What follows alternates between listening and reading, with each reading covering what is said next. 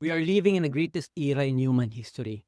There are abundant opportunities we can take advantage of, yet there are also existential threats that we need to manage. Gawdat said that there will be chaos before utopia. Right now, we only have two options. Imagine a pendulum. You can either be in the extreme left, chaos, or in the extreme right, utopia. We are close to curing cancer. However, the same technology in curing cancer can create bioweapons. There will be a lot of uncertainties during this transformation. Confusion, overwhelm, we are not in control. However, we can do something about this. First, you can opt out, do nothing. You can say you're too old, this is not your forte, just give up.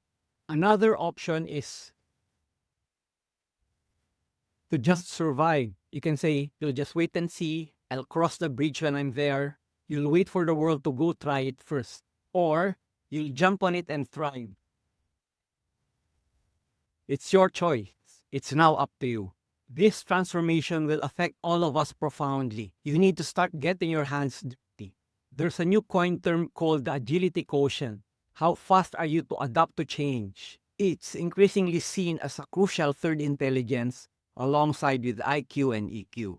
The first thing you can do is to learn how to learn. There's a course created by Barbara Oakley and team in Coursera that's free. She incorporated logic, reasoning, and neuroscience for people to understand. You must also learn how to prompt. This is very critical when you ask questions to these large language models. If you're more adventurous, you can jump into vibe coding. There are tools like Lovable, Cursor, and even Claude Code. You can start it first, then encourage your team to upskill themselves. There's an acronym called CURE, C-U-R-E. It means cross-skill, upskill, reskill, and expert skilling. I'll make a separate video discussing in detail what CURE is and its importance in every organization. Another important task is for you to fix and enhance your digital footprint.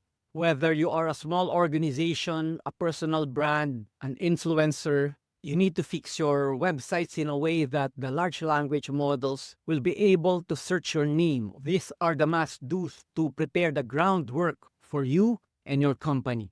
I have created a quiz as part of the StuckFramework. This is a diagnostic tool for you to identify which among the 9 archetypes you fall into. In the end, the quiz will give you a roadmap on how to navigate this extremely complicated transformation. A link to the quiz below.